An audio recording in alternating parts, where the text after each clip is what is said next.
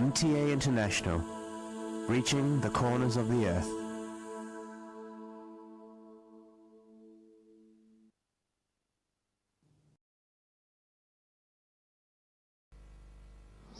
صلی علی رسولنا صلی علی محمد صلی علی نبینا صلی علی محمد صلی علی کریمنا صلی علی محمد صلی علی حبیبنا صلی علی محمد صلی علی امامنا صلی علی محمد صلی علی نبینا صلی علی محمد صلی علی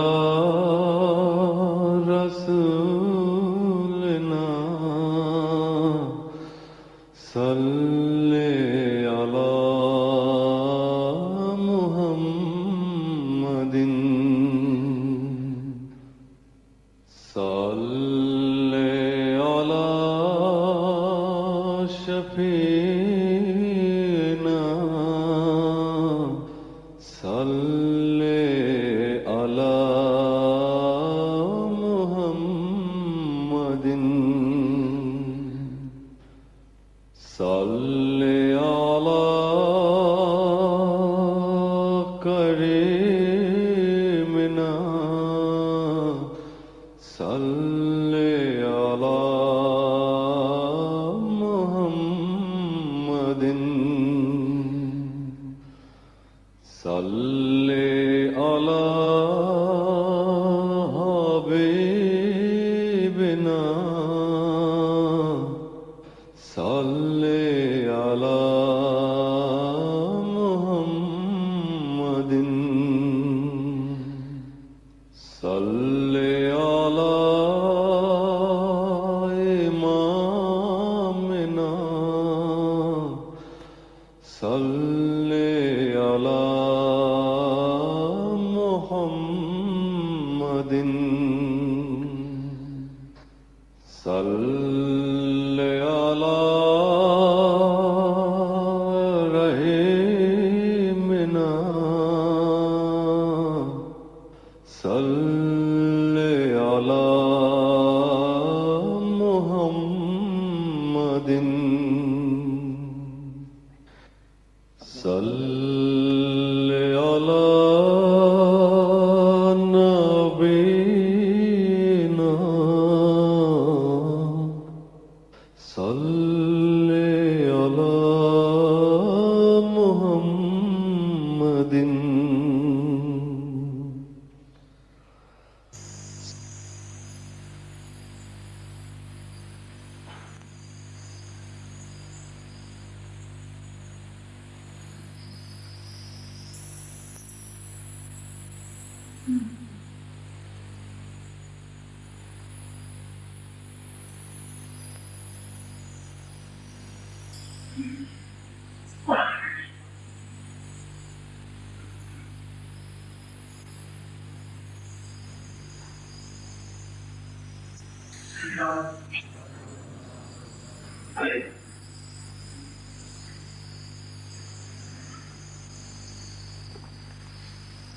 السلام علیکم ورحمۃ اللہ. اذان دے دیں.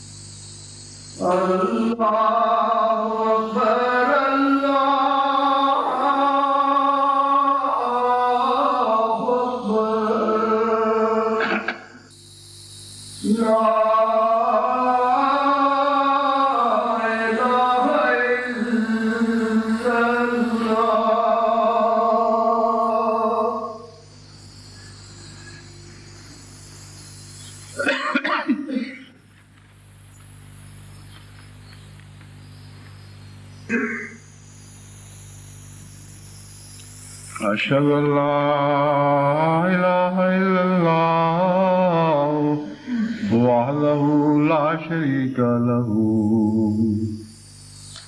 وأشهد أن محمدا عبده ورسوله. أما بعد فأعوذ بالله من الشيطان الرجيم. بسم الله الرحمن الرحيم. الحمد لله رب العالمين الرحمن الرحيم مالك يوم الدين. إياك نعبد وإياك نستعين. اهدنا الصراط المستقيم صراط الذين أنعمت عليهم غير المغضوب عليهم ولا الضالين.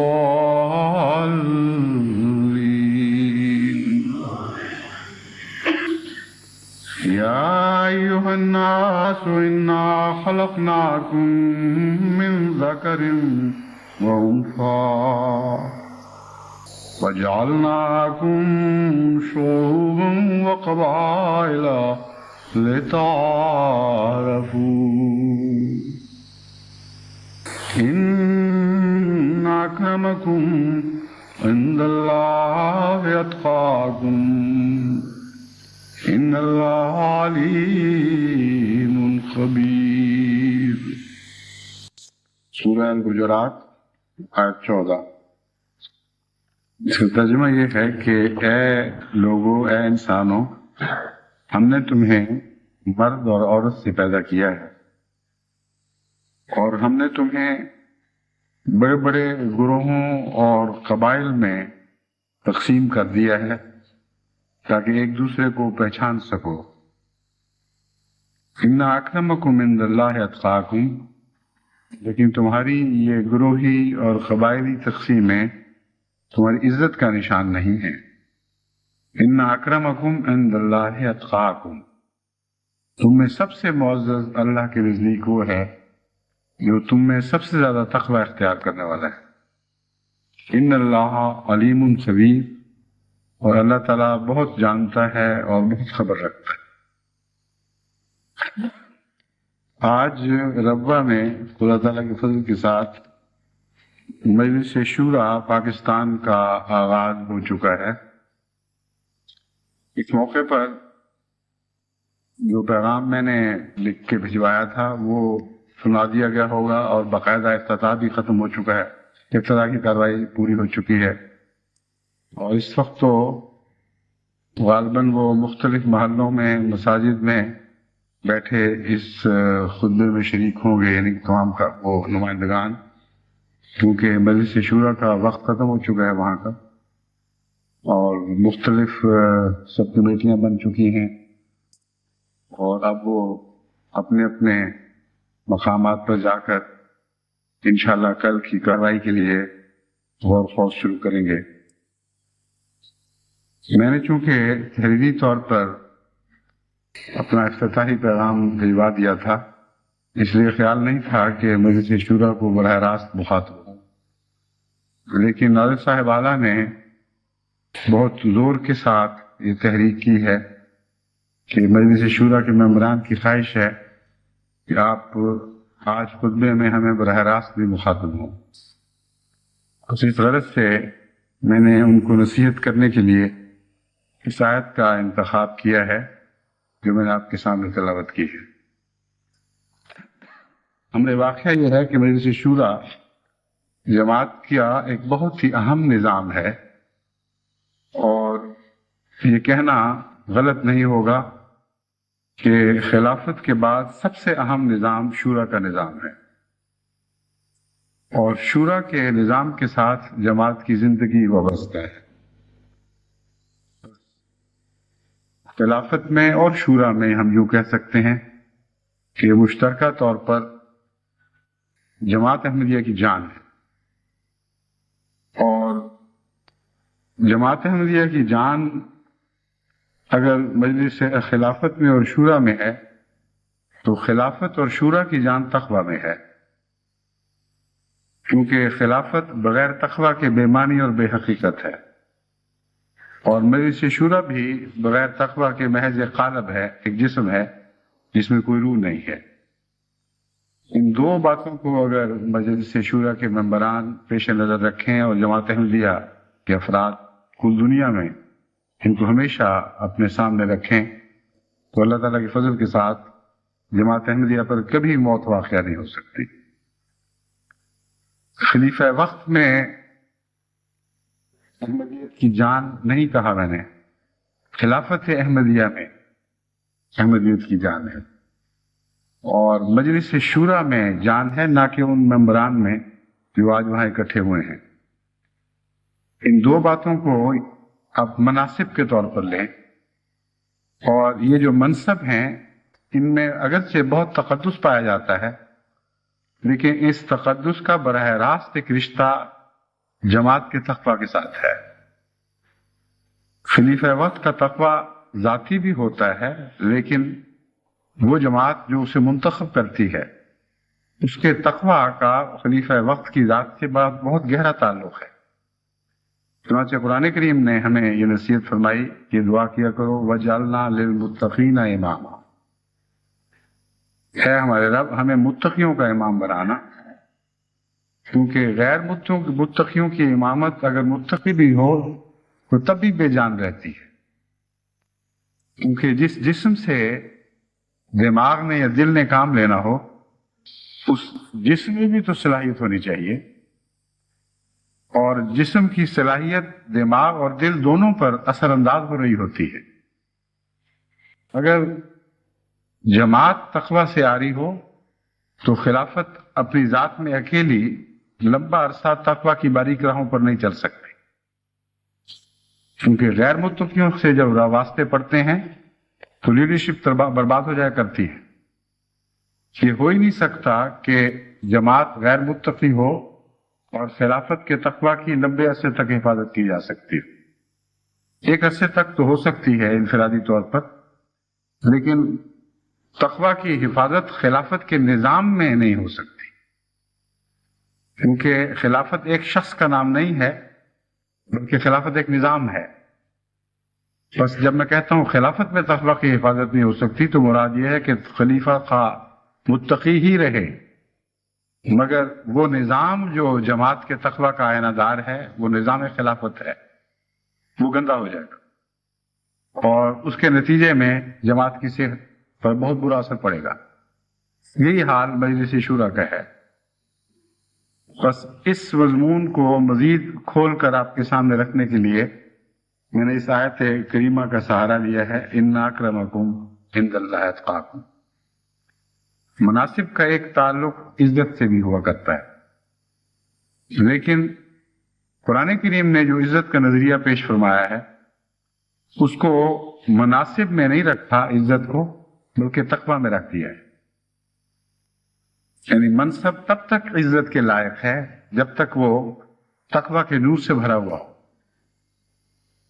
منصب جب تقویٰ سے خالی ہو جائے تو عزت سے خالی ہو جاتا ہے۔ تمہاری عزت کے معیار جو کچھ بھی ہوں، لیکن خدا کے نزدیک سب سے معزز وہ ہے جو سب سے زیادہ متقی ہے۔ اور اس مضمون میں ایک یہ بات بھی بیان فرما دی کہ وہ لوگ جو مناسب پر فائز نہیں ہوتے وہ بھی کسی گھاٹے میں نہیں۔ مناسب کے نتیجے میں انسان کو خدمت کا زیادہ موقع ملتا ہے، لیکن خدا کے ہاں عزت کا مقام پانے کے لیے منصب ضروری نہیں، تقویٰ ضروری ہے۔ بس اگر منصب تقویٰ سے خالی ہوگا تو اللہ کے ہاں وہ منصب عزت سے خالی ہو جائے گا۔ اگر منصب تقویٰ سے بھرا ہوا ہوگا تو وہ منصب بھی عزت کے لائق، اور وہ تمام افراد جماعت جو اپنی اپنی جگہ بغیر مناسب کے صاحب تقویٰ ہیں وہ بھی خدا کے حضور عزت کا مقام پائیں گے۔ یہ نکتہ اس لیے بہت غور سے سننا اور سمجھنا چاہیے کہ اس کو نہ سمجھنے کے نتیجے میں ہمارے انتخابی نظام میں فتور واقع ہو جاتا ہے۔ جب مجلس شورا کے ممبروں کا انتخاب ہوتا ہے، جب عہدیداروں کا انتخاب ہوتا ہے، اس وقت اگر اس مرکزی دائمی زندگی کے نقطے پر نظر نہ ہو تو اس کے بد اثرات انتخاب پر ضرور وارد ہوتے ہیں، اور ضرور انتخابات کی کیفیت گندی ہو جاتی ہے، اور ضروری نہیں کہ اس کے نتیجے میں جو شخص چنا جائے وہ بھی غیر متقی ہو، یہ لازم ملزوم نہیں ہے۔ بعض دفعہ اتفاق سے ایک متقی شخص نمایاں طور پر جماعت میں ابھر رہا ہوتا ہے، اور وہ صاحب منصب دیگر لحاظ سے بھی ہوتا ہے، وہ انتخاب کے نتیجے میں آگے آ جاتا ہے۔ لیکن یہ رجحان اپنی ذات میں بہت ہی خطرناک ہے کہ انتخاب کے وقت دیگر دنیاوی مناسب کو برنظر ہو اور تقویٰ سے بے نیاز ہو کر کوئی جماعت انتخاب کرے۔ اس سلسلے میں سب سے اہم بات جو میں آپ کو سمجھا سکتا ہوں وہ یہ ہے کہ اللہ کی پسند کے مطابق اگر آپ کی پسند رہی تو آپ کی پسند اچھی ہے، اور اس پسند کے نتائج ہمیشہ اچھے نکلیں گے۔ اللہ کی پسند سے آپ کی پسند مختلف ہو گئی اور بیچ میں فاصلے پڑ گئے تو آپ کی پسند کی کوئی بھی حیثیت باقی نہیں رہے گی۔ بس اللہ تعالیٰ نے تقویٰ کا مضمون اس طرح سمجھایا کہ ان اکرمکم عند اللہ اتقاکم، اللہ کی پسند تو تقوی ہے. اللہ کو تو وہی معزز دکھائی دیتا ہے جو صاحب تقوی ہو. اگر تمہارے ہاں عزتوں کے معیار بدل گئے ہیں تو وہ معیار بگڑ چکے ہیں، ان کی کوئی حقیقت نہیں.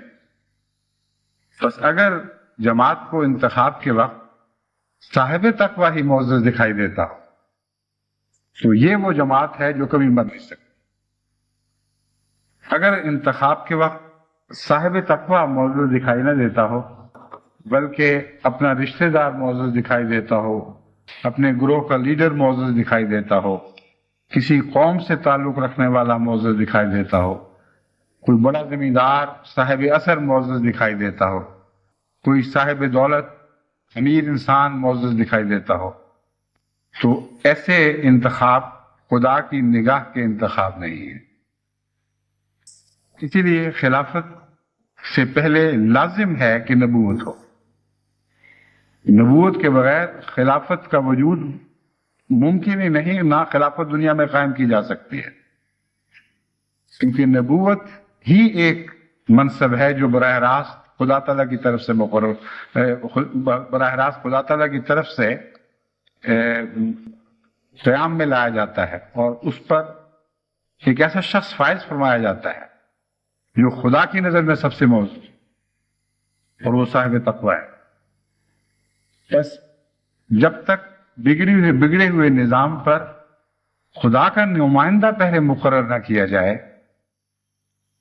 انتخابی اداروں میں یا انتخابی نظام میں تقوی داخل ہی نہیں ہو سکتا. یہ ایک ایسی حقیقت ہے جسے دنیا میں کوئی تبدیل نہیں کر سکتا. سارا عالم اسلام مل کر زور لگا لے اور خلیفہ بنا کے دکھا دے تو نہیں بنا سکتا، کیونکہ خلافت کا تعلق خدا کی پسند سے ہے، اور خدا کی پسند خود انگلی رکھتی ہے اس شخص پر جسے وہ صاحب تقوی سمجھتا ہے، اور اس کے بعد پھر وہ متقیوں کا ایک گروہ اپنے گرد پیدا کرتا ہے. وہ دہی کے قطرے کی طرح دودھ میں جاگ بن جاتا ہے، اور جو کچھ اس کے ارد گرد اکٹھا جو بھی لوگ اس کے ارد گرد اکٹھے ہوتے ہیں وہ نبی کے تقوی سے تقوی پا کر متقی ہونے شروع ہو جاتے ہیں. پھر ان کا انتخاب خدا کا انتخاب کہلاتا ہے. اگر وہ متقی نہ ہوں تو ان کا انتخاب خدا کا انتخاب کہلا ہی نہیں سکتا.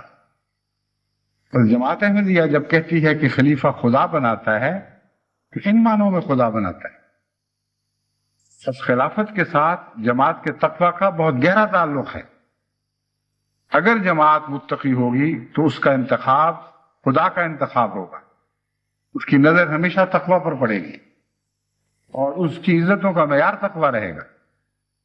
یہ بات خلافت سے اتر کر درجہ بدرجہ جماعت کے ہر عہدے پر چسپاں ہوتی ہے جس کا انتخاب کیا جاتا ہے.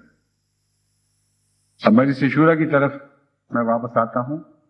مجلس شورا کے نمائندوں کا انتخاب اگر تقوی کی بنا پر ہوا اور تقوی کی بنا پر ہوتا ہے تو وہ لوگ جو مجلس شورا میں جماعت احمدیہ کی نمائندگی کرتے ہیں ان کی نظر کسی گروہی مفاد پر نہیں ہوگی، کسی ذاتی تعلق یا ذاتی عناد پر نہیں ہوگی.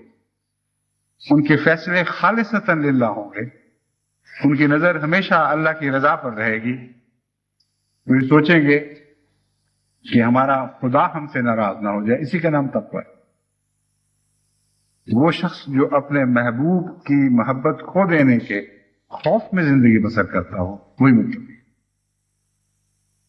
بس جو ہر لحظہ یہ سوچتا ہو کہ اس بات سے تو میرا خدا ناراض نہیں ہو جائے گا، کہ اس بات سے تو میرا خدا ناراض نہیں ہو جائے گا، یہ محبت کھو دینے کا خوف ہے جو حقیقت میں تقوی کی جان ہے.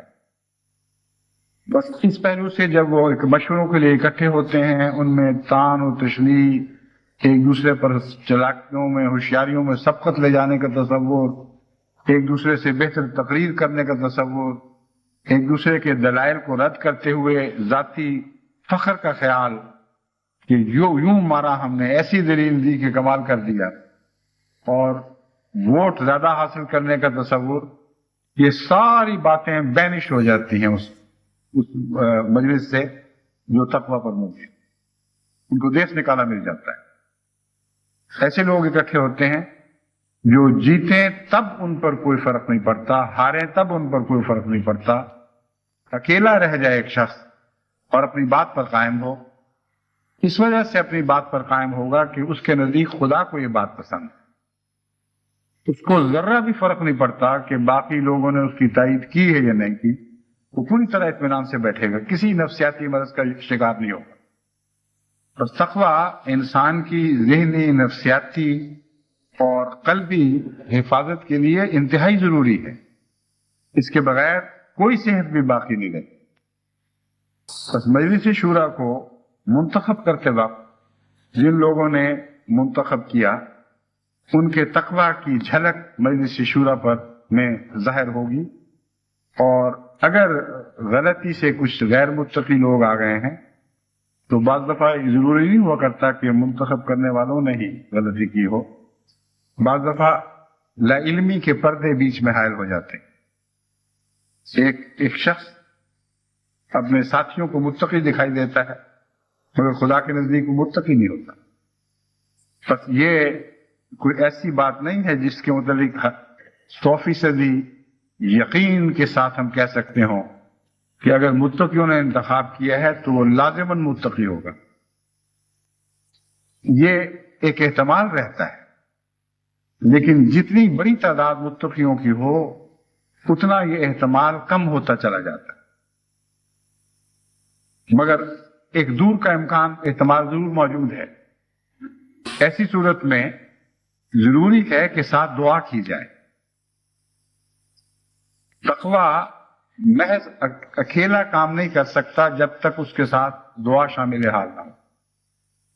بس مجلس شورا کے انتخاب کے وقت بھی میں سمجھتا ہوں کہ نہ صرف اس موقع پر بلکہ دیگر انتخابات کے موقع پر بھی اگر پہلے دعا کا رواج قائم کیا جائے، اور جہاں تک مجھے یاد ہے یہ رواج موجود ہے، لیکن ہو سکتا ہے بہت سی جگہوں سے، بہت سی جماعتوں کو اس سے واقفیت نہ ہو، ہمیشہ انتخاب سے پہلے ضرور دعا کرنی چاہیے اور تقوی کے ساتھ دعا کرنی چاہیے، یہ کہتے ہوئے اللہ اپنے رب کے حضور جھکتے ہوئے اس سے یہ التجا کرتے ہوئے کہ ہم چاہتے ہیں کہ ہماری پسند تیری پسند، ہم چاہتے ہیں کہ تیری پسند ہماری پسند ہو جائے، ہماری پسندوں کے فاصلے مٹ جائیں، لیکن ہم لا علم ہیں، جیسا کہ تو نے خود فرمایا وہ عالم و بمن اتقا، بمن اتقا یا لمن اتقا، وہ عالم و بمن اتقا، اللہ بہتر جانتے، تمہیں کیا پتا کون متقی، اللہ بہتر جانتا ہے کہ کون متقی۔ عاجزانہ عرض کی جائے کہ اے خدا ہم اکٹھے تو ہوئے ہیں تیری رضا کے مطابق انتخاب کرنے کے لیے، مگر پوری طرح یقین سے کہہ نہیں سکتے کہ تیری رضا کیا ہے۔ جسے ہم متقی سمجھتے ہیں ہو سکتا ہے متقی نہ ہو، بس ہم عاجزانہ تیرے حضور جھکتے ہیں، تجھ سے مدد مانگتے ہیں اور عرض کرتے ہیں کہ ہمارے انتخاب کو سچا انتخاب بنا دے، اپنا انتخاب بنا دے۔ یہ وہ انتخاب ہے جو خدا کا انتخاب ہوتا ہے، اور یہ انتخاب جتنا نچلی سطحوں پر اترتا ہوا گراس روٹ لیول پہ پہنچتا ہے، اتنا ہی زیادہ عمدہ خلافت کا انتخاب ہوگا، کیونکہ ایک دفعہ تو تقوی کا تنزل اوپر سے نیچے کی طرف ہے، اس کی حرکت نبوت سے تقوی اترتا ہے اور نیچے تک تقوی کا رس گھلتا چلا جاتا ہے، تقوی کا پانی جڑوں تک پہنچ کر ان میں سرایت کر جاتا ہے، پھر ان سے جو نشو و نما اٹھتی ہے وہ مبنی بر تقوی ہوا کرتے ہیں، اور اس جماعت کے جو نمائندگان پھر آخر پر آ کر آئندہ کبھی خلافت کا انتخاب کرتے ہیں، ان کا انتخاب بلا شبہ اللہ کا انتخاب ہوتا ہے۔ یہ معنی ہیں، ورنہ محض دعووں میں تو کوئی حقیقت نہیں۔ ہم دنیا کو کہتے رہیں کہ خلافت کا انتخاب خدا کا انتخاب ہے، ان کی سمجھ میں یہ بات آ نہیں سکتی جب تک اس طریق پر ان پر ثابت نہ کیا جائے۔ اور یہ ایک ایسی واضح کھلی ہوئی حقیقت ہے جو قابل فہم ہے. اگر نبوت سے تقوی نبوت کے ساتھیوں میں سرایت کر گیا ہے اور انہوں نے انتخاب کیا ہے، اور اگر اس تقوی کی حفاظت کی گئی ہے اور نسل بعد نسل یہ تقوی قائم رکھا گیا ہے، تو لازماً ہر انتخاب خدا کا انتخاب ہوگا. صرف خلافت ہی کا نہیں، امیر امارت کا انتخاب بھی خدا کا انتخاب ہوگا، صدارت کا انتخاب بھی خدا کا انتخاب ہوگا، زعامت کا انتخاب بھی خدا کا انتخاب ہوگا. اس ساری مجموعی صورتحال کا نام خلافت ہے اور اس کی زندگی تقوی میں. بس مجلس شورا کو اگر آپ نے زندہ رکھنا ہے اور قائم اور دائم رکھنا ہے تو اس کے تقوی کی حفاظت کریں، اور اس کے تقوی کی حفاظت کے لیے ضروری ہے کہ آپ اس جڑوں کی سطح پر نظر رکھیں جہاں سے تقوی کے پودے نے نشو و نما پانی ہے. اگر یہ جڑ رہی سب کچھ رہا ہے. حضرت مسیح موعود علیہ الصلوۃ والسلام کا یہ تقوی پر جو یہ شعر ہے، ہر ایک نیکی کی جڑ یہ اتقا ہے، اگر یہ جڑ رہی سب کچھ رہا ہے. یہی مضمون ہے جو میں آپ پر خوب کھول کر بیان کرنا، آپ پر واضح کر دینا چاہتا ہوں. جہاں تک مجھے یاد ہے پہلا مصرع حضرت مسیح موعود علیہ الصلوۃ والسلام کا اپنا مصرع تھا. جس طرح بعض دفعہ ہوتا ہے کہ ایک شاعر ایک مصرع کہہ کر کچھ اٹک سا جاتا ہے، اس کی شان کا بیان ہی اس کا ہم پلہ مصرع بعد میں اس کی ذہن میں نہیں آ رہا ہوتا، اور اس وقت پھر بعض دفعہ دوسرے شعراء اس میں سے ایک اور مصرع مہیا کر کے تو اس کے شعر میں نصف کے حصے دار بن جاتے ہیں، اور بعض دفعہ تو اتنا اچھا مصرع دے دیتے ہیں گویا سارا شعر ہی ان کا ہو گیا. اللہ تعالیٰ بھی بعض دفعہ ایسے ہی پیار کا مظاہرہ کرتا ہے. حضرت اقدس مسیح موعود علیہ الصلوۃ والسلام نے جب یہ مصرع کہا ہر ایک نیکی کی جڑ یہ اتقا ہے، تو سوچ ہی رہے تھے کہ اب اس کے بعد کیا کہوں. سب سے بڑی بات تو کہہ دی، ہر ایک نیکی کی جڑ یہ اتقا ہے، پھر کیا باقی رہا. تب الہام ہوا اگر یہ جڑ رہی سب کچھ رہا ہے، تو کس شان کے ساتھ مضمون مکمل ہو گیا. جڑ تو ہے مگر اس جڑ کو باقی رکھنا تمہارا کام ہے. اگر اس جڑ کو باقی رکھو گے تو سب کچھ باقی رہے گا. اگر نظام شورا کو باقی رکھنا ہے، اگر نظام خلافت کو باقی رکھنا ہے، تقوی کی جڑ کو باقی رکھیں. اور یہ پیغام اپنے سب بھائیوں کو دیں. پہلے تو میں کہا کرتا تھا جب واپس جائیں تو میری طرف سے یہ پیغام پہنچائیں. اب تو میں سب کو مخاطب ہو کر خود کہہ رہا ہوں کہ جو میں شورا کو کہہ رہا ہوں تمہیں بھی کہہ رہا ہوں، تم میں سے ہر ایک سے مخاطب. اس مضمون کو اچھی طرح سمجھ لو. اپنے ہر انتخاب سے غیر اللہ کو خارج کر دو، اپنی چودراہٹوں کو خارج کر دو، اپنی دوستیوں کو خارج کر دو، اپنی دشمنیوں کو خارج کر دو، اپنے تعلقات کو خارج کر دو. ایک ہی تعلق قائم رکھو، وہ اللہ سے تمہارا تعلق ہے. تقوی کو پیش نظر رکھتے ہوئے انتخاب کرو. تو میں تمہیں خوشخبری دیتا ہوں کہ قیامت تک یہ جماعت مر نہیں سکے گی، بڑھتی چلی جائے گی اور بڑھتی چلی جائے گی اور بڑھتی چلی جائے گی. بس مجلس شورا کی جان تقوی میں ہے، اور میں امید رکھتا ہوں کہ مجلس شورا کے انتخاب کرنے والوں نے تقوی ہی سے کام لیا ہوگا، اور اگر کوئی کمی رہ گئی ہوگی تو دعاؤں نے وہ کمی پوری کر دی ہوگی. تو آئندہ بھی دنیا بھر میں جہاں بھی جماعت اس پیغام کو سن رہی ہے وہ یاد رکھیں اپنے ہر انتخاب کا آغاز دعا سے کیا کریں، اور دعا میں یہ بات خصوصیت سے پیش نظر رکھیں کہ ہم خدا کی پسند کا انتخاب کرنا چاہتے ہیں.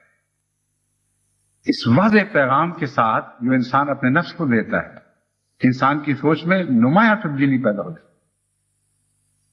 جانے سے پہلے انسان سوچ رہا ہوتا ہے کہ فلاں بھی میرا دوست ہے، فلاں بھی ہے، فلاں نے غالباً فلاں کو صدر بنانے کی کوشش کرنی ہے، اور وہ اچھا آدمی نہیں ہے، ہم سمجھتے ہیں فلاں اچھا ہوگا. تقوی کے لباس پہنائے ہوتے ہیں اپنی نیتوں، مگر بعض دفعہ بودے اور گندے لباس ہوتے ہیں، نام تقوی کا لباس ہوتا ہے.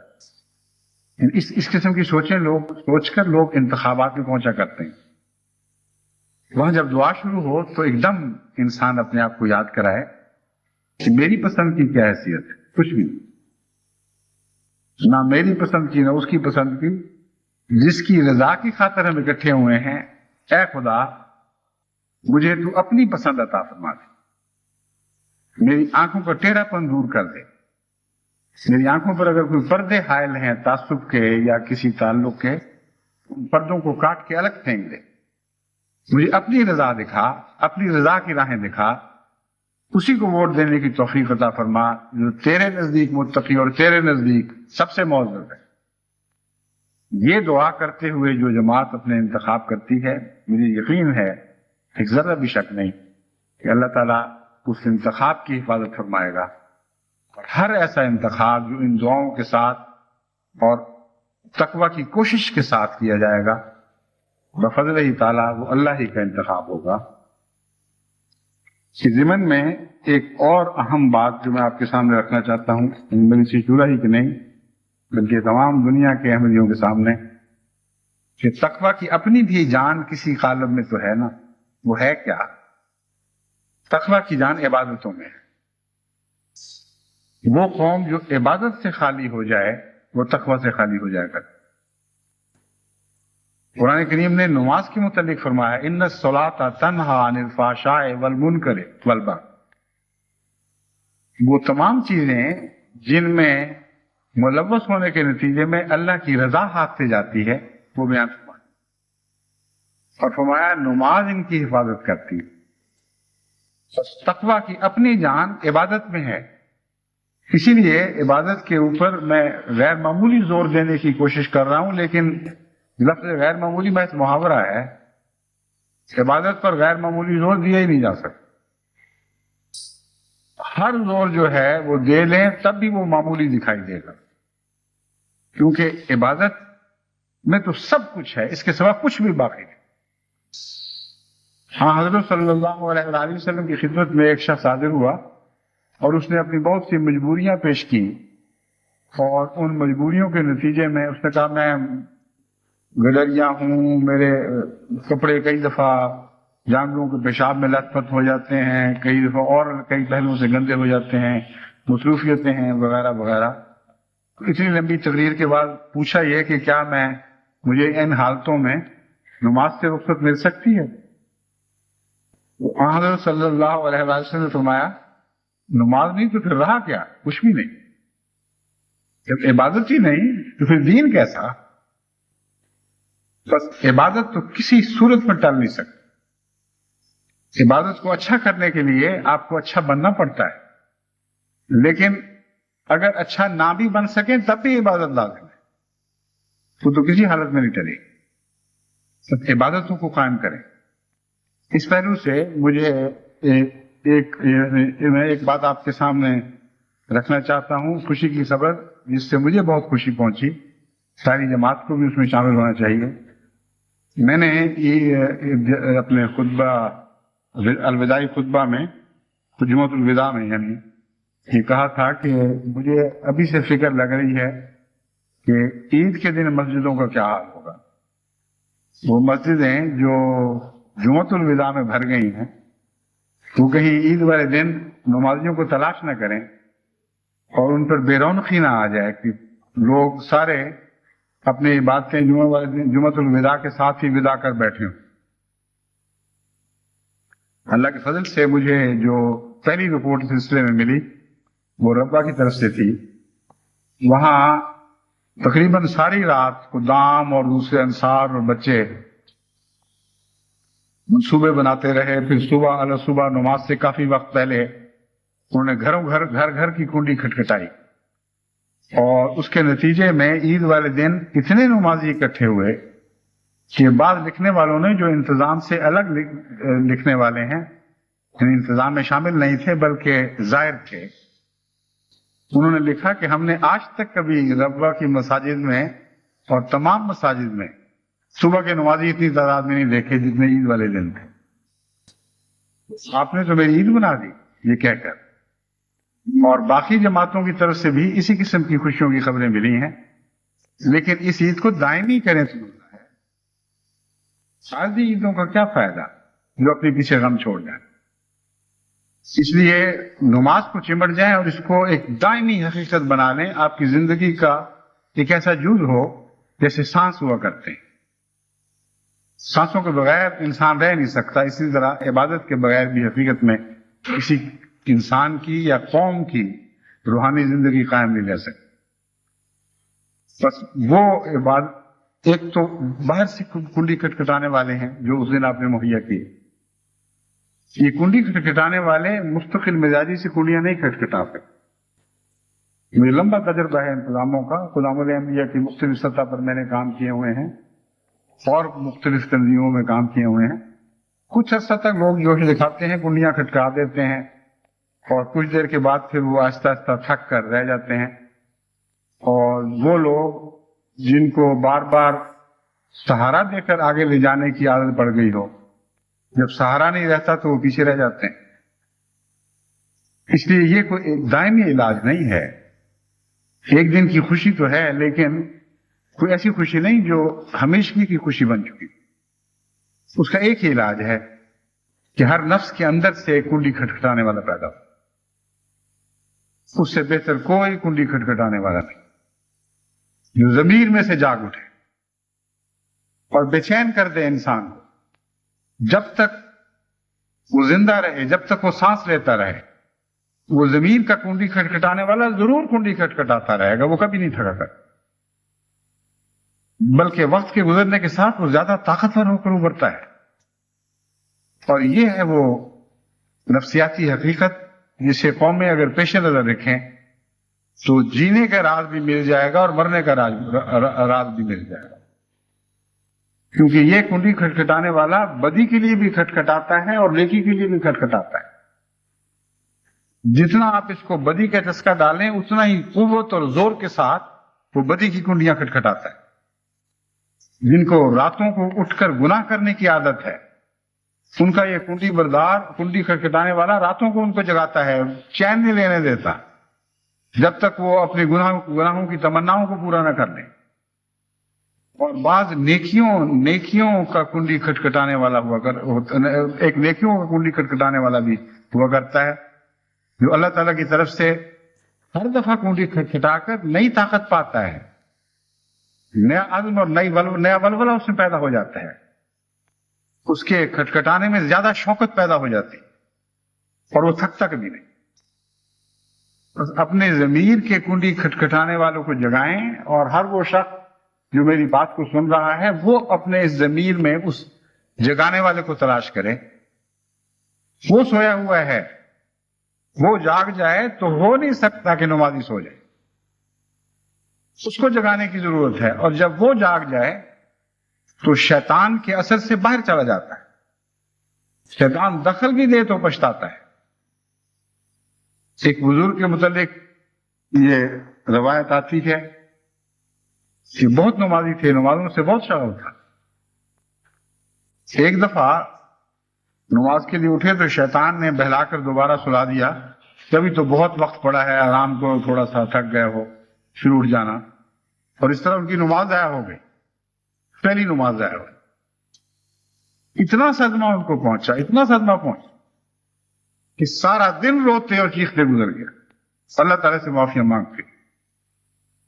دوسرے دن جب سوئے ہیں تو نماز سے پہلے کسی جگانے والے نے ان کو جگایا، اٹھو نماز پڑھو. اس نے کہا ہاں میں اٹھتا ہوں، لیکن تم ہو کون؟ اس نے کہا میں شیطان ہوں. شیطان نماز کے لیے جگانے کے لیے آیا ہے؟ اس نے کہا ہاں کل مجھ سے بڑی غلطی ہوئی. کل جو میں تمہیں سلا دیا اور تم اتنا پچھتائے ہو، اتنا روئے ہو کہ خدا تم سے اتنا راضی ہوا کہ کسی نماز پڑھنے والے سے ایسا راضی نہیں ہوا ہوگا. تو میں تو خدا کی ناراضگی دینے کے لیے آتا ہوں، میں کیا غلطی کر بیٹھا؟ اب میں تمہیں جگانے کے لیے آیا ہوں، کہیں دوبارہ خدا تم سے اتنا راضی نہ ہو جائے. اب یہ ایک حکایت سے کہہ لیں یا کسی شخص کی سوچی ہوئی ایک ایسی تدبیر ہے جس سے نمازوں کی طرف توجہ دلانے کا طریقہ اختیار کیا گیا ہے، لیکن امر واقعہ یہ ہے کہ اس کے اندر حقیقت ہے. وہ شخص جس کا ضمیر نماز میں اٹک چکا ہو، نمازی بن چکا ہو، اس سے جب بھی نماز میں غفلت ہوتی ہے اس کو شدید کچوکے ملتے ہیں، اور اتنی تکلیف ہوتی ہے کہ اس تکلیف کے نتیجے میں گناہ کی بجائے اس کو ثواب ملتے ہیں. اور اگلی نمازوں کے لیے مزید طاقت نصیب ہوتی.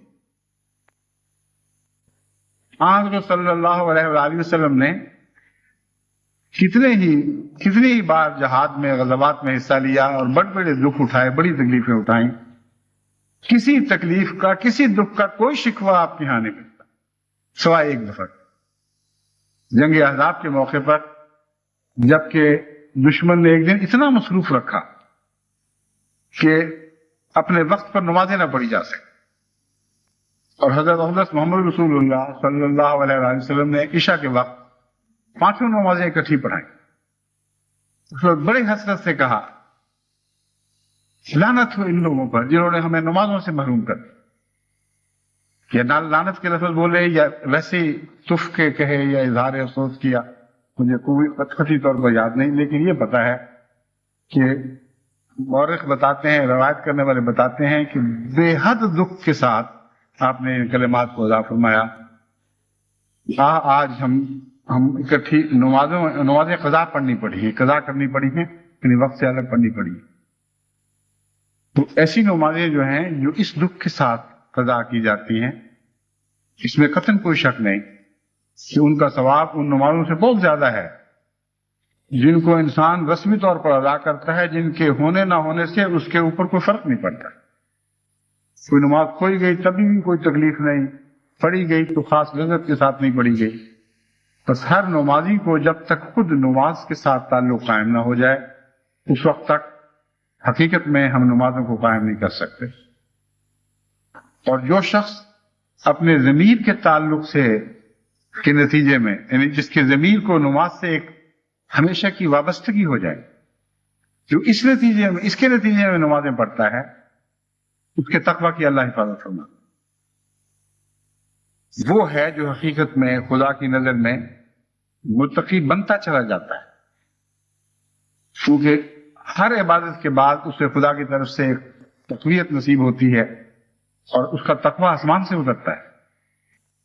بس میں تمام دنیا کی جماعتوں کو نصیحت کرتا ہوں کہ اپنے تقوی کی حفاظت کریں, اور تقوی کی حفاظت کرنی ہے تو عبادتوں کی حفاظت کریں. اور پھر جب آپ دنیا میں کوئی بھی انتخاب کریں گے, صاحب مجلس شورا کو ہو یا عہدیداران کا ہو, وہ انتخاب اللہ تعالیٰ کی رضا یافتہ ہوگا. اس ضمن میں اب مختصراً میں آپ کو یہاں کی عید کا بھی ایک قصہ سناتا ہوں. یہاں بھی جو عید منائی گئی وہ ایک غیر معمولی عید تھی, اس لحاظ سے کہ دنیا میں کہیں عید کی نماز پر اتنے بوسنین اکٹھے نہیں ہوئے تھے جتنے اسلام آباد میں اکٹھے ہوئے. اور غیر معمولی ایک روحانی لذت کا نظارہ تھا جب مختلف علاقوں سے بوسنین بسوں سے آئے ہوئے بسوں سے اترتے تھے, ایک دوسرے کی طرف بڑھتے تھے, ایک دوسرے سے ملتے تھے. جماعت احمدیہ کے پیار سے متاثر ہو کر ان کے چہروں کی کیفیت دیکھنے سے تعلق رکھتا. اور بعض ایسے ایسے نظارے وہاں دیکھے گئے ہیں کہ جیسے جنہوں نے دیکھا ہے ان کی روحیں ہمیشہ کے لیے ان سے متاثر ہو گئی. ایک بس سے ایک ماں اتری جس کا بچہ بوسنیا میں کھویا گیا تھا اور وہ سمجھ رہی تھی کہ وہ مر چکا ہے, اور ایک دوسری بس سے وہی بچہ جو اس کے نزدیک کھویا گیا تھا وہ اتر رہا تھا. وہ دونوں ایک دوسرے کی طرف اس طرح لپکے ہیں کہ بیان کرنے والے بتاتے ہیں ہم بیان نہیں کر سکتے وہ کیا نظارہ. بے اختیار ماں گلے سے لپٹ گئی, بچے کے گلے سے لپٹی, بچہ ماں کے گلے سے لپٹا, اور روتے ہوئے خوشی کے آنسو اس طرح بہائے ہیں کہ دیکھنے والے بھی رونے لگے. لیکن ایک اور نظارہ ایک ایسا تھا کہ ایک دو بہنیں آپس میں ملی, اور بیان کرنے والے بتاتے ہیں کہ ان کا جو ملنے کا نظارہ تھا وہ تو ماں بیٹی کے نظارے سے بھی بڑھ گیا.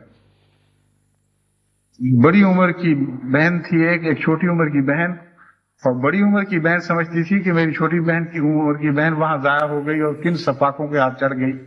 اس کے نتیجے میں اس کی جان پہ ایک روگ لگا ہوا تھا. اس نے جب ایک بس سے اپنی چھوٹی بہن کو اترتے دیکھا,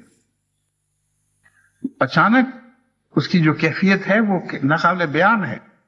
کہتے ہیں وہ دوڑی ایک دوسرے کی طرف اور لپٹ کے اس طرح چیخیں مار مار کے روئی کہ جہاں جہاں وہ آواز پہنچتی تھی سارے دیکھ سننے والے اس کو رو پڑے، اور دور دور تک ان کی خوشی کے آنسو میں سب احمدی دیکھنے والوں کی خوشیوں کے آنسو شامل ہو۔ عجیب طرح کی عید وہ منائی گئی ہے، اور اسی قسم کی عیدیں یورپ میں ہر جگہ دوسری جگہ بھی منائی گئی ہیں۔ پاکستان میں بھی جو عیدیں منائی گئیں ان میں غریبوں کو اپنے ساتھ شامل کیا گیا، اور جیسا کہ میں نے نصیحت کی تھی، صبح عیدوں کی صبحیں تو نمازوں سے معطر ہو گئیں اور نمازوں سے منور ہو گئیں، اور عیدوں کے دن غریبوں کی ہمدردی سے روشن ہوئے، اور غریبوں کی ہمدردی سے جو انسان کو رضائے بالی تعالیٰ کا نور ملتا ہے، اس نور سے روحیں نہا گئیں۔ بہت ہی پرلطف کیفیات پر مشتمل خطوط ملتے ہیں، اور لوگ بتاتے ہیں کہ اس طرح ہماری عیدیں سنور گئیں، بہت ہی مزہ آیا، جو عام حالات میں عیدیں منانے کا مزہ نہیں آیا کرتا۔ تو دنیا میں ہر جگہ خدا کے فضل سے جماعت احمدیہ نے ایک ایسی عید منائی ہے جس عید میں باقی لوگ شریک نہیں ہو سکتے، ان بیچاروں کی پہنچ نہیں، ان کی دسترس نہیں۔ جماعت احمدیہ کا یہ پہلو جو ہے، یہ حضرت مسیح موعود علیہ السلام کی صداقت کا ایک عظیم نشان ہے، کیونکہ سمینا و اطانا کی روح حضرت محمد رسول اللہ صلی اللہ علیہ وآلہ وسلم کے تعلق کے بغیر پیدا نہیں ہو سکتی، ناممکن ہے۔ دنیا کی بڑی سے بڑی قوموں کو آپ جائزہ لے کے دیکھیں، یہ روح جو خود بخود فوری طور پر نیکی کی بات سنتے ہی انسان کو تعاون پر مجبور کر دیتے، اس روح کا تعلق محمدیت سے ہے، اور خاتمیت کا یہ معنی ہے کہ حضرت محمد رسول اللہ کے سوا اب یہ روح آپ کو کہیں اور سے میسر نہیں آ سکتی۔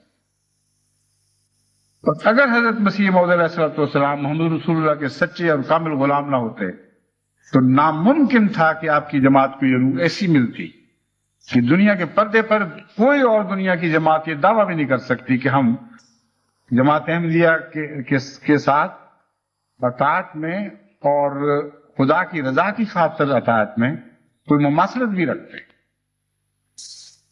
کروڑوں اربوں مسلمان دنیا میں موجود ہیں، عیسائی موجود ہیں، ہندو، سکھ، ہر قسم کے لوگ موجود ہیں، مگر آپ نگاہ ڈال کر دیکھ لیں، آپ کو یہ روح اطاعت جیسی جماعت احمدیہ میں ہے، اور یہ نیکی کی خاطر جھک جانے کی صلاحیت جو جماعت احمدیہ میں ہے اور کہیں دکھائی نہیں دے۔ ایک آواز پر ساری دنیا میں دلوں میں ہیجان پیدا ہو جاتا ہے، اور انسان پورے روح اور جذبے کے ساتھ دوڑتا ہوا اس آواز پر لبیک کہتا ہوا چلا آتا ہے۔ بس ایک حج تو وہ ہوتی ہے جو سال میں ایک دفعہ حج سکھانے کے لیے آتی، اور ایک حج وہ ہے جب کل عالم میں مسلمان اللہم سمینا و اطعنا کہتے ہوئے، لبیک کہتے ہوئے نیکیوں کی طرف دوڑتے ہیں۔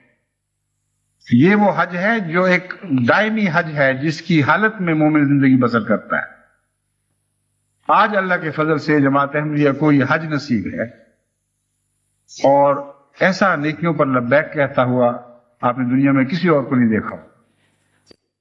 چندوں کی تحریک کرو تو عورتیں زیور اتار کے پھینکنے لگتی ہیں، لوگ قرضے لے لے کر چندے دیتے ہیں اپنی اس امید پر کہ خدا رزق بڑھائے گا، توقع سے بڑھ کر چندے، حیثیت سے بڑھ کر چندے دیتے، اور پھر اللہ کی حیرت انگیز تائید کے نشان دیکھتے ہیں۔ ادھر ایک وعدہ کیا اور جانتے ہیں کہ نہیں، لیکن سابقہ تجربہ یہ بتاتا ہے کہ وعدہ اتنے خلوص سے کیا جاتا تھا کہ خدا خود سامان کر دیتا تھا، اور ادھر واقعتاً پھر دوبارہ وعدہ پورا کرنے کے سامان غیب سے ہو جاتے ہیں۔ بس یہ جماعت متقیوں کی جماعت ہے۔ میں پہلے مضمون کے ساتھ اس کو باندھ کر یہ بتانا چاہتا ہوں کہ جب میں تاکید کرتا ہوں کہ دیکھو تقویٰ کرو تقویٰ کرو، تو مراد یہ نہیں ہے کہ میں آپ کو تقویٰ سے خالی دیکھتا۔ اگر تقویٰ سے خالی دیکھتا تو یہ باتیں مجھے دکھائی نہ دیتی جو میں آپ بیان کر رہا ہوں، لیکن میں بعض خطرات کے مقام ضرور دیکھتا ہوں۔ پہلے کا کمایا ہوا تقویٰ ہے جو سہارا دے رہا ہوتا ہے، اعلیٰ روایات ہیں متقیوں کی جو آپ کے جماعتی وجود کا حصہ بنی بیٹھی ہیں، اگر خود تقوی نہ کمایا تو اس کمائی پر لمبی زیادہ عرصہ گزارا نہیں ہو. اب ہیں تو متقیوں کی جماعت، لیکن اپنے باپوں کا تقوی نہ کھائیں. اپنے لیے تقوی پیدا کریں اور اپنے اولاد کے لیے تقوی چھوڑ کر جائیں. تب آپ اس دعا کو اپنے حق میں قبول ہوتے دیکھیں گے کہ وَجَعَلْنَا لِلْمُتَّقِينَ اماما، اے ہمارے رب ہمیں متقیوں کا امام بنانا. اب آخر پر ایک بظاہر ایک بے تعلق سی بات ہے، لیکن اس میں بھی ایک نیکی کا پیغام دینا مقصود ہے. وہ یہ بات ہے کہ آج سے 1 سال پہلے میری اہلیہ کا انتقال ہوا. اس ضمن میں کچھ نصیحتیں میں نے اس دن بھی جماعت کو کی تھیں، اور ایک نصیحت آج بھی کرنا چاہتا ہوں.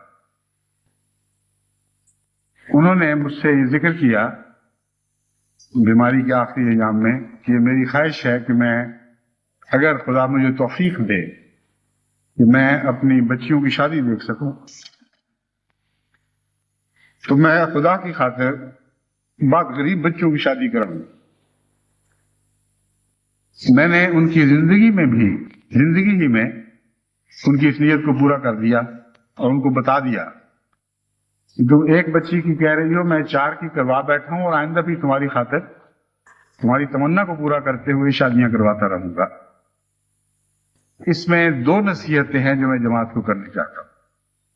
اول یہ کہ جب اللہ تعالیٰ سے کوئی منت مانگیں، کسی شرط کے ساتھ دعا کریں یا خدا تو یوں کر دے گا تو ہم یوں کریں گے، تو کبھی یہ نہ کریں کہ خدا بظاہر ان کی دعا کو قبول نہ کرے تو وہ اپنی منت سے پیچھے ہٹ جائے.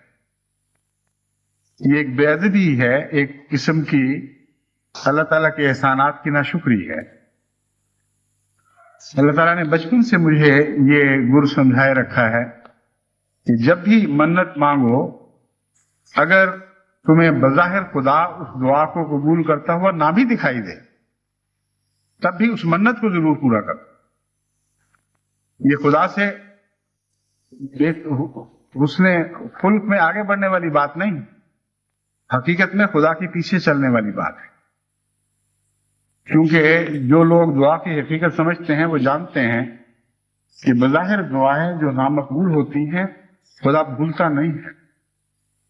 کسی حکمت کے پیش نظر بندے کی دعا قبول نہیں بھی فرماتا تو بعد میں 100 طرح سے اس دعا کے بدلے اور چیزیں قبول فرماتا چلا جاتا ہے اور احسانات کا سلسلہ ترک نہیں فرماتا. اور بعض دفعہ کچھ عرصے کے بعد انسان کو محسوس ہوتا ہے کہ اس دعا کا اس طرح مقبول نہ ہونا بھی ایک رحمت تھی. اور اگر انسان باریک نظر سے اللہ تعالیٰ کے نشانات کا تتبع کرے اور ان کے تجسس میں رہے، اسے بارہا خدا کا غیب کا ہاتھ اس دعا کے ساتھ تعلق میں احسانات کرتا ہوا دکھائی دے گا. بس اس مضمون کو سمجھنے کے نتیجے میں مجھے کبھی بھی اس بات میں تردد نہیں ہوا کہ بظاہر وہ منت کی شرط پوری نہیں ہوئی، اس لیے منت پوری نہ کی جائے، بلکہ میں جانتا ہوں اچھی طرح کہ خدا نے تو وہ پورا کرنا ہی کرنا ہے، ہم نہ پیچھے رہ جائیں. اس لیے جو نیکی کا وعدہ اللہ سے کر لیا جائے وہ مشروط نہیں رہنا چاہیے، وہ ضرور پورا ہونا چاہیے. اور اس کے نتیجے میں اللہ پھر مزید احسان فرماتا ہے. بس یہ ایک تو نقطہ سمجھانا مقصود تھا کہ آپ بھی اپنی مصیبتوں میں، مشکلات میں، یا ویسے اپنی تمناؤں کی طلب میں اللہ تعالیٰ سے بعض دفعہ یہ عرض کر بیٹھتے ہیں کیا خدا یوں کر دے تو میں یوں کر دوں گا. اللہ وہ اس طرح نہ بھی وہ کرتا ہوا دکھائی دے تب بھی آپ اس طرح ضرور کریں جو خدا کے حضور آپ نے عاجزانہ منت مانگی اور کہیں گے نیت کی تھی یا مشروط ایک نیکی کا وعدہ کیا تھا. دوسری بات یہ کہ جماعت احمدیہ کو بھی بالعموم میں یہ نصیحت کرتا ہوں کہ اپنے ہاں غریب بچوں کی شادی کروانے کو رواج دیں. یہ کوئی ایسا نظام نہیں ہے جس کے لیے چندے کی کوئی تحریک کر رہا ہوں. میں صرف متوجہ کر رہا ہوں کہ ہمارے معاشرے میں بہت سے غریب ایسے ہیں جن کی بچیاں شادی کی عمر کو پہنچ جاتی ہیں اور ان کے لیے کوئی شادی کے سامان نہیں ہوتے، اور ماں باپ اس غم میں گھلتے ہیں اور کٹتے چلے جاتے ہیں، اور دینی غیرت کا تقاضا ہے یا اپنے عزت نفس کا تقاضا ہے، ان لوگوں کے سامنے ہاتھ بھی نہیں پھیلا سکتے۔ خلیفہ وقت سے چونکہ بے تکلفی ہوتی ہے، بعض ان میں سے لکھ دیتے ہیں، بہت سے نہیں بھی لکھتے ہوں گے، مگر بہت سے ایسے ہیں جو بیچارے بغیر سامان کے بیٹھے ہیں، ان کو دو سادہ جوڑے دے کر بھی بچی رخصت کرنے کی استطاعت نہیں ہے۔ اس لیے میرے ذہن میں یہ بات آئی ہے کہ جماعت کے صرف متمول دوست ہی نہیں بلکہ درمیانی حیثیت کے دوست بھی اگر یہ نیت مان لیں کہ یا ہم اپنی بچیوں پر کی شادی پر جو خرچ کرتے ہیں اس کا 10واں حصہ یا 5واں حصہ کسی غریب کی بچی پر خرچ کریں گے، تو وہ روپیہ جماعت کو نہ دیں، بلکہ جماعت کے نظام کو اگر وہ تلاش کرنا چاہیں تو جماعت کے نظام کو مطلع کر دیں کہ ہماری نیت ہے 1 شادی کروائیں گے، اس سال 2 کروائیں گے، 3 کروائیں گے، اور ہماری توفیق کے مطابق اندازاً اتنا خرچ ہوگا۔ آپ کے علم میں اگر ایسے علماء ہوں تو بصیغہ راز ہمیں مطلع کر دیں۔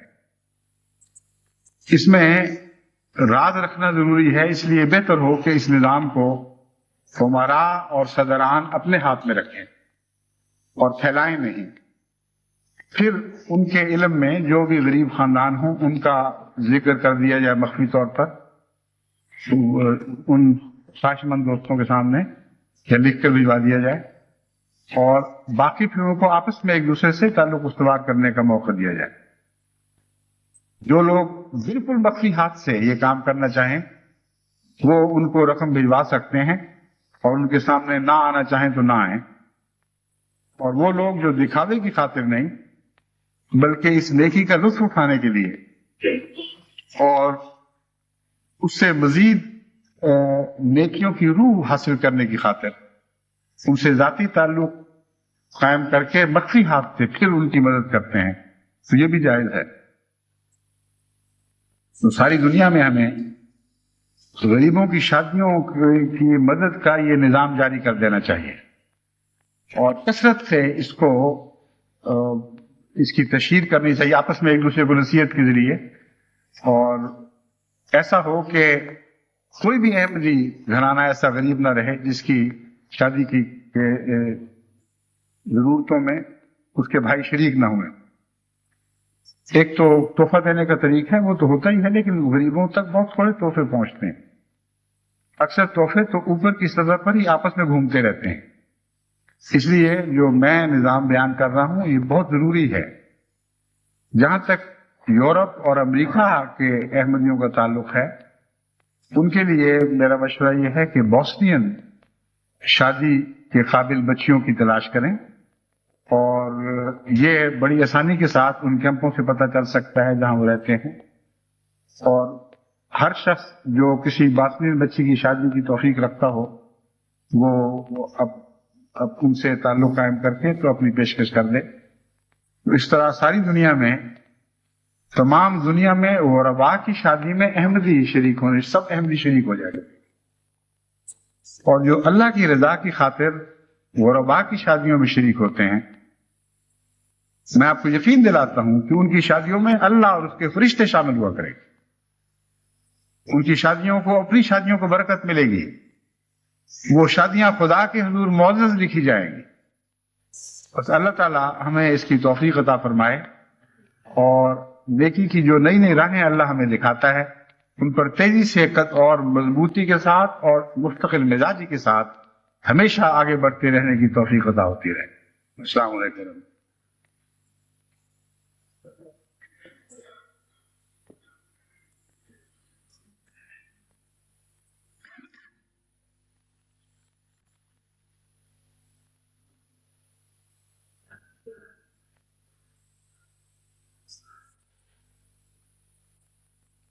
الحمدللہ نحمده ونستعینه ونستغفره ونؤمن به ونتوکل علیہ ونعوذ بالله من شرور أنفسنا ومن سيئات أعمالنا من يهده الله فلا مضل له ومن يضلله فلا هادي له ونشهد أن لا إله إلا الله وحده لا شريك له ونشهد أن محمدا عبده ورسوله عباد الله رحمكم الله إن الله يأمر بالعدل والإحسان وإيتاء ذي القربى وينهى عن الفحشاء والمنكر والبغي يعظكم لعلكم تذكرون اذكروا الله يذكركم وادعوه يستجب لكم ولذكر الله أكبر.